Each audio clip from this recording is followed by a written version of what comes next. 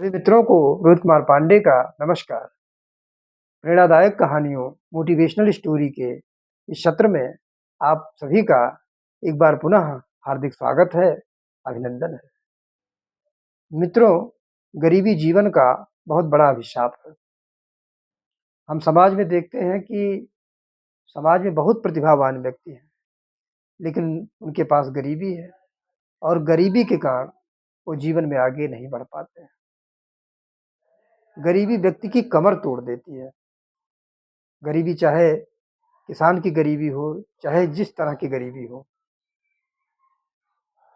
तो आज की जो कहानी है, मुंशी प्रेमचंद्र जी की कहानियों कहानियों पर आधारित है। उन्होंने एक कहानी लिखी थी, पूस की रात, जो एक ग्रामीण की स्थिति क्या होती है, एक किसान की स्थिति क्या होती है, उसको बयां करती है।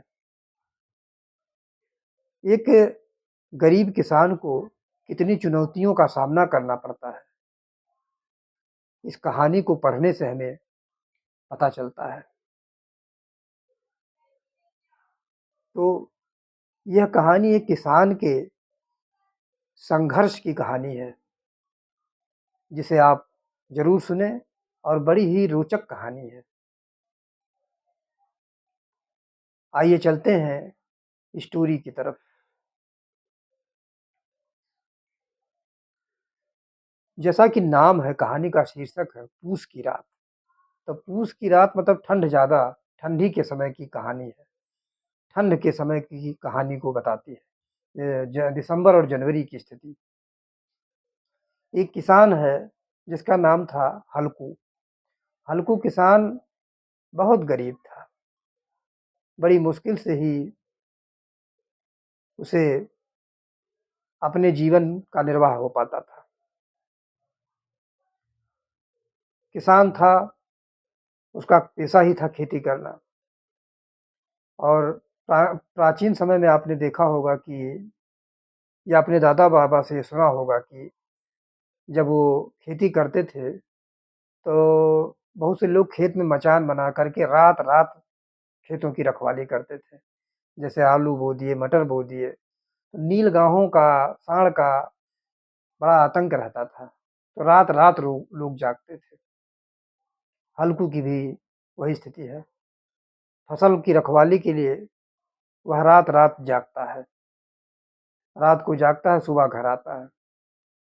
रोज की यही दिनचर्या थी उसकी। ठंड का महीना था, दिसंबर जनवरी का, और उस कड़कती ठंड में उसे अपने खेतों की रखवाली करनी पड़ती थी। बेचारा बहुत परेशान था, ठंड बहुत थी। उसके साथ एक कुत्ता रहता था, जबरा, जो उसका साथी था, बहुत अच्छा साथी था, जो उसके साथ ही रहा करता था। जब घर से चलता तो जबरा उसके साथ चला आता। आज भी जबरा उसके साथ आया था। हल्कू कहता है, जबरा, तू घर पे ही रहता तो कितना अच्छा रहता। इतनी ठंडी पड़ रही है, तू बिना मतलब का यहाँ आ गया। अब तू तू भी चल, ठंडी में परेशान हो। जबरू अ, हल्कू गीत गाता है, उसे ठंड बहुत लगती है, लेकिन करे तो क्या करे, ठंडी के मारे उसकी हालत खराब है। कहता बड़ी ठंडी है, ठंडी इतनी बढ़ गई है कि क्या किया जाए, इससे कैसे बचा जाए। तो बगल से कुछ पत्तियों को लाता है, और लालटेन जो है, खेत में लालटेन भी लेके आया था, तो उस समय लालटेन चलता था। आज की तरह लाइट नहीं थे, तो लालटेन ही चलता था ज़्यादा। तो लालटेन की को थोड़ा-सा तेज़ करता है, उजाला होता है, पत्तियों को जलाता है, माचिस से पत्तियों को जलाता है, और फिर आग के सामने बैठ जाता है। जबरू से कहता, "आजा, आजा, तू भी बैठ जा, तुझे भी बहुत ठंड लग रही होगी।" जबरू, जो उसका कुत्ता था, उसको अपनी गोद में बैठा लेता है और उसको पुचकारने लगता है, दुलार करने लगता है। कहता है, "जबरू, तुझसे कितनी बार कहा कि जो है, तू इस ठंड में परेशान मत होया कर, लेकिन तू मानता नहीं मेरे बिना, मेरे साथ ही चला आएगा आता है।"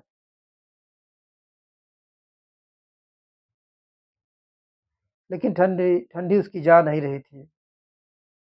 तो ठंड बहुत लग रही थी तो उसने चिलम रखा था, अब वो चिलम पीने लगा। तो चिलम से भी ठंडी ना जाए, कहता है कि इससे भी ठंडी तो नहीं जाती है, लेकिन क्या करूँ संतुष्ट भी नहीं हो पाता हूँ, इसलिए थोड़ा-सा चिलम मार लेता हूँ। हल्कू सुबह होता है, रखवाली करके अपने घर आता है। पीठ पर आलू और कुछ शकरकंद लाद करके अपने घर लेकर के आता है। अपनी पत्नी मुन्नी से कहता है, भाग्यवान, ये देखो कुछ शकरकंद और आलू हैं। पत्नी कहती, कहाँ से लाए? अभी अपने खेत में तो है नहीं। तो कहता है, शंभू के खेत से ले आया। वहाँ से वो जो है खोदा, मिट्टी ऊपर ऐसे कर दिया, जिससे पता चले कि कोई जानवर जो है नीचे से उखाड़ा है। पत्नी मुस्कुराई, कहती है, होशियार बहुत हो, बहुत होशियारी लगाते हो, दिमाग बहुत लगाते हो। पत्नी से कहता है हल्कू कि ठंड बहुत है, इतनी ठंड है कि रात भर परेशान हो जाता हूँ और ठंड के मारे मेरी हालत खराब हो जाती है। तुमने कहा था कि कंबल दूंगी, लेकिन कंबल तो दिया नहीं। ये देखो कंबल में कितने कितनी जगह फटे हुए हैं, इनसे क्या ठंडी जाती है? ये देखो पूरा फटा हुआ है।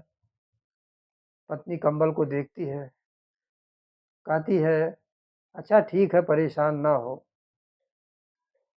हल्कू कहता है कि कंबल तुम तब दोगी जब मैं ठंड से ठिठुर जाऊंगा क्या? पत्नी जाती है, घर के अंदर से जो है गुल्लक लेके आती है और गुल्लक से जो है पैसे निकालने की कोशिश करती है। कहती है, इसमें कुछ पैसे हैं, 3 रुपए हैं। अब इन 3 रुपयों को ले करके आप जो है कंबल ले लीजिए। काम तो और था, लेकिन अब क्या करूं, पहले कंबल जरूरी है। आपको ठंड लग रही है, मुझे देखा नहीं जा रहा है। मैं इन पैसों को निकालती हूँ, इन पैसों से कंबल ही खरीद लाइए। तभी बाहर किसी की आवाज आती है।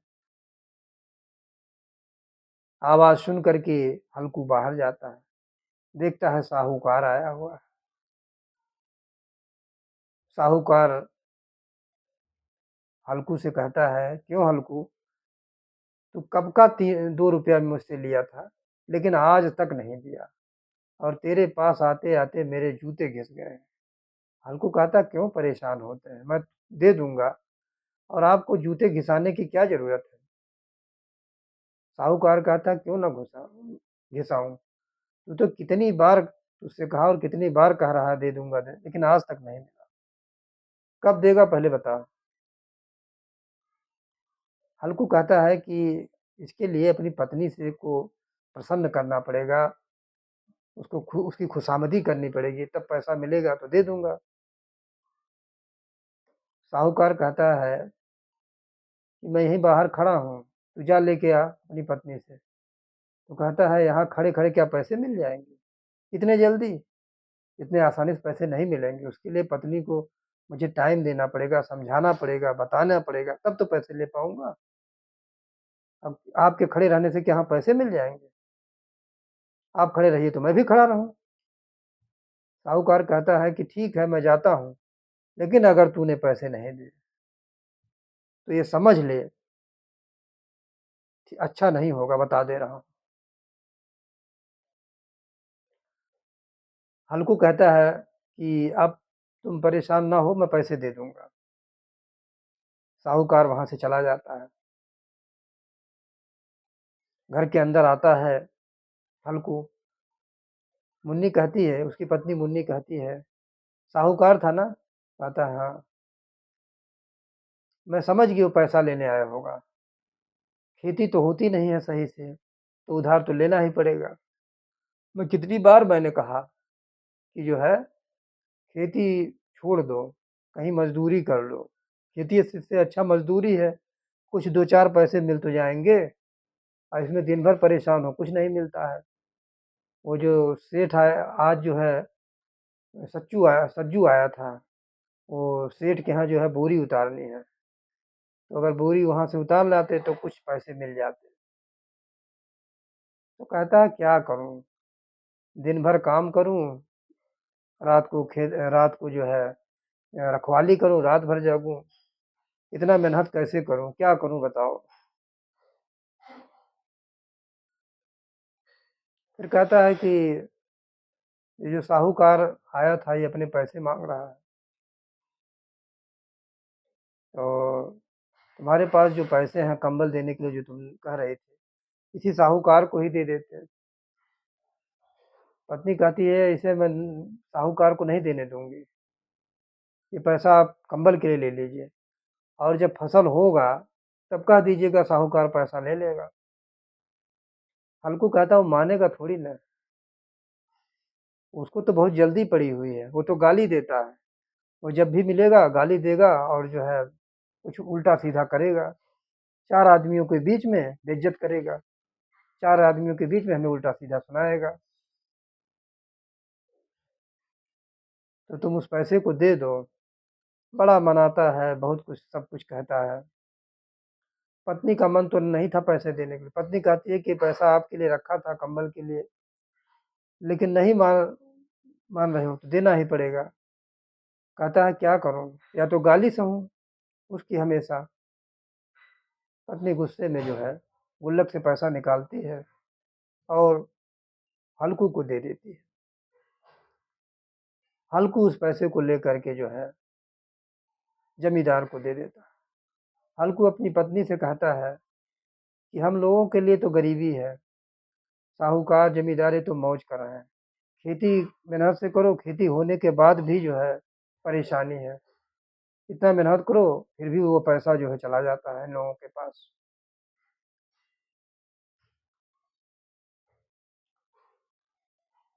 दूसरे दिन हल्कू खेत में अपने कुत्ते जबरा के साथ जाता है।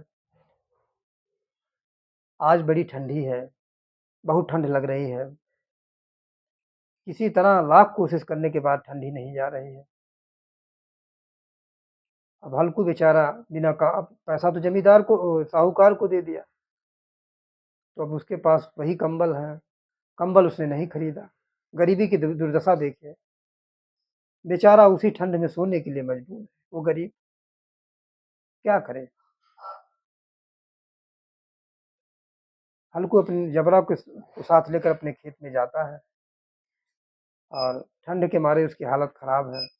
चिल्लाता है जानवरों से बचाने के लिए हुआ करता है कि जिससे कोई जानवर वानवर हो सब भाग जाए। फिर उसके बाद चारपाई पर जो है लेटने चलता है, लेकिन नींद कहाँ आने वाली है हल्को को? ठंड इतनी ज़्यादा है कि नींद कहाँ से आएगी? जबरा से कहता है तू कहाँ टहल रहा है? आप मेरे पास सो जा। लेकिन जबरा उसका कुत्ता कहाँ मानने वाला, वो इधर-उधर टहल रहा है। जबरा से कहता है कि जा इधर-उधर टहल कर देखा कोई जानवर तो नहीं है।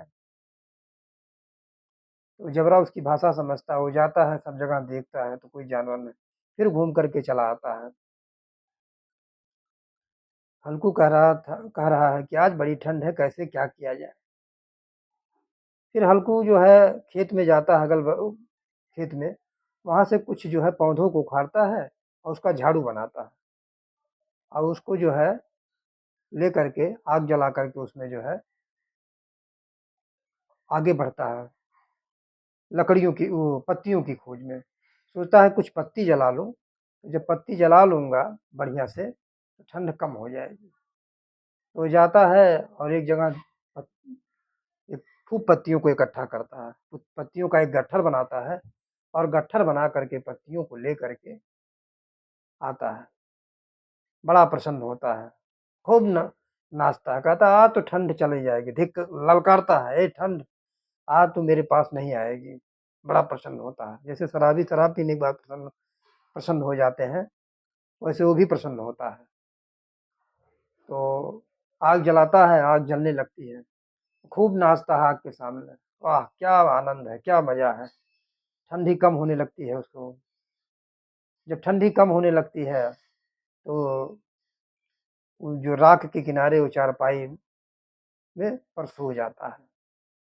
सो जाता है, जबरू को भी बुलाता है, कहता जबरू चला, जबरू नहीं आता। कहता नहीं मानेगा, जा तू टहल जो मन कहे।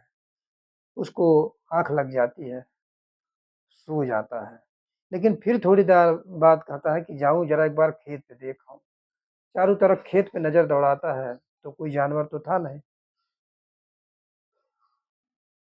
लेकिन उसकी हिम्मत नहीं होती है। खेत में देख कर के आता है, फिर कुछ देर बाद सोचता है कि जाऊँ एक बार और देख आऊँ क्या। 1 घंटा बीता कि कहीं खेत में जानवर तो नहीं है। फिर थोड़ा उठता है, फिर उसको आलस लग जाता है। कहता है इतनी बड़ी जो है ठंडी है, कहीं नहीं जाऊँगा। फिर वहीं जो है वो उसी कंबल को ओढ़ करके सो जाता है। सो सो जाता है तो उसे नींद लग जाती है। और इधर ये आग जो है, हवा चलती है तो आग में थोड़ा-सा जान भी आ जाती है।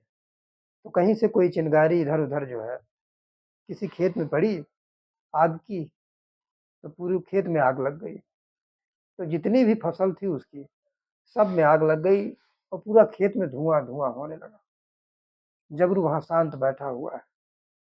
उसकी पत्नी चिल्लाते हुए, जब धुआँ देखती है, चिल्लाते हुए आती है, पति का नाम लेते हुए, "हल्कू, हल्कू, हल्कू।" पर हल्कू को इतनी गहरी नींद है कि सुनाई नहीं पड़ता है, कुछ सुनाई नहीं पड़ रहा है हल्कू को। जगाती है, लेकिन हल्कू जागता नहीं है। कहता है, "अरे देखो खेत हमारी फसल सब नष्ट हो गई है।" हल्कू कहता है, "अरे चुपचाप सोने दे।" अब फिर जगाती है, हल्कू उठता है, एक लंबी साँस लेते हुए कहता है, "चलो अच्छा हुआ सब फसल नष्ट हो गई।" फिर सो जाता है। कहता है, "क्या करूँ? क्या फ़ायदा?" निराश हो जाता है ना, कहता है, "क्या फ़ायदा? इतना मेहनत करो और मिलना कुछ नहीं है। कम से कम आप खेत में आना तो नहीं पड़ेगा, अब खेत की रखवाली तो नहीं करनी पड़ेगी।" तो ये जो कहानी है मुंशी प्रेमचंद्र जी की, ये कहानी जो है, एक किसान के संघर्षों की कहानी को व्यक्त कर रही है कि बेचारा कितना परेशान है। किसी तरह खेती कर रहा है, लेकिन साहूकार का कर्जा उससे पीड़ित है। उस इतना दबाव है उसको कि साहूकार का भी कर्जा देना है। फिर रात-रात बेचारे को जागना है, रात-रात जागता है, साहूकार को कर्जा देता है, रात-रात जागता है, फिर कोई आ जाएगा लेनदाता। तो इस तरह से एक गरीब किसान बेचारा क्या करे? तो इस कहानी ने हमें बहुत कुछ बताया होगा, बहुत कुछ सीख दी है। उम्मीद करता हूँ इस कहानी से आप सभी को बहुत कुछ सीखने को मिला होगा। इस कहानी से आपने बहुत कुछ सीखा होगा।